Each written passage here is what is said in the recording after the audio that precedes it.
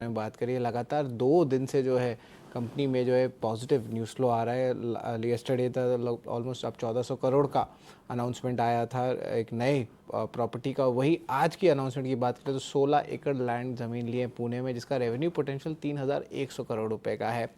और आप देख रहे हैं कि स्टॉक जो है कोशिश कर रहा है अपने डेज लो से रिकवर करने का, एंड ऑफकोर्स एक रिकवरी भी देखने मिल रही है। तो गोदरेज प्रॉपर्टीज़ जो है, राजेश सर, गोदरेज प्रॉपर्टीज़ का चार्ट देखिए ओवरऑल ट्रेंड तो रियलिटी स्पेस का बहुत स्ट्रांग है। और हमने देखा भी है पिछले, आप कह सकते 30-40 सेशंस में, जिस तरह रियलिटी हमेशा बाउंस करता है। एक इंटरेस्ट रेट कट बेनिफिशियरी भी है, और हमने देखा रिसेंटली एसबीआई ने भी होम लोन रेट्स कट कर दिया लगभग 50 बेसिस पॉइंट से। Laxmikant ji, Godrej properties beneficiary of consolidation भी है, एनसीआर में भी उनके लॉन्चेस आ रहे हैं। ज़रा बताएं आप टेक्निकल चार्ट पे यहाँ पे कुछ कमाई के मौके बनते हैं, और अगर इम्पोर्टेंट लेवल्स है तो क्या रहेंगे?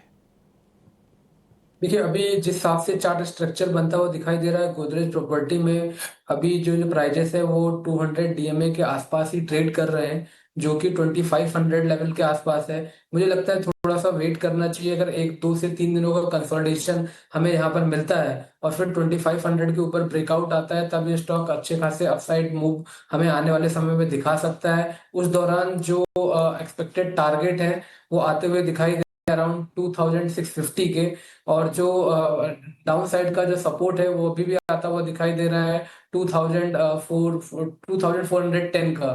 तो हमें लगता है कि जब तक ये 2410 के ऊपर ये स्टॉक ट्रेड करता है तब तक अपसाइड के मूव बने रहेंगे, बट कंसोलिडेशन ब्रेकआउट हमें 2500 के लेवल्स के ऊपर ही नजर आ रहा है। एक बार 2500 लेवल्स के को ये पार करता है, देन 2650 के लेवल्स हम एक्सपेक्ट कर सकते हैं।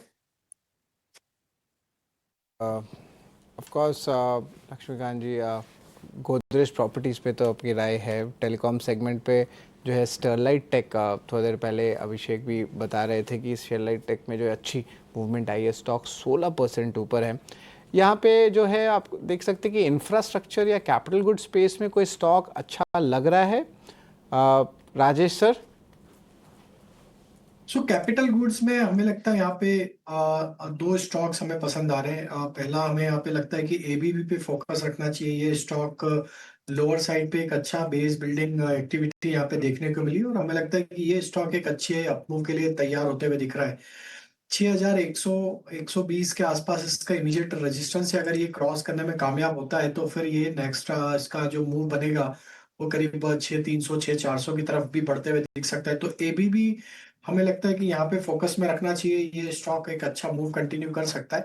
और दूसरा हमें लगता है सीमेंस को भी यहाँ पे फोकस में रखना चाहिए। स्टॉक अब 20 डे मूविंग एवरेज के आसपास ही ट्रेड करते हुए देखने को मिला है। ये स्टॉक में भी सेम बिहेवियर है। करेक्शन के बाद स्टॉक ने लोअर साइड पे कंसोलिडेशन रेंज का ब्रेकआउट यहाँ पे ऑलरेडी रजिस्टर किया है, और पिछले 2 3 हफ्तों से उस ब्रेकआउट के बाद सस्टेन होकर यहाँ पे ट्रेड करते हुए देखने को मिला है। तो हमें लगता है जब तक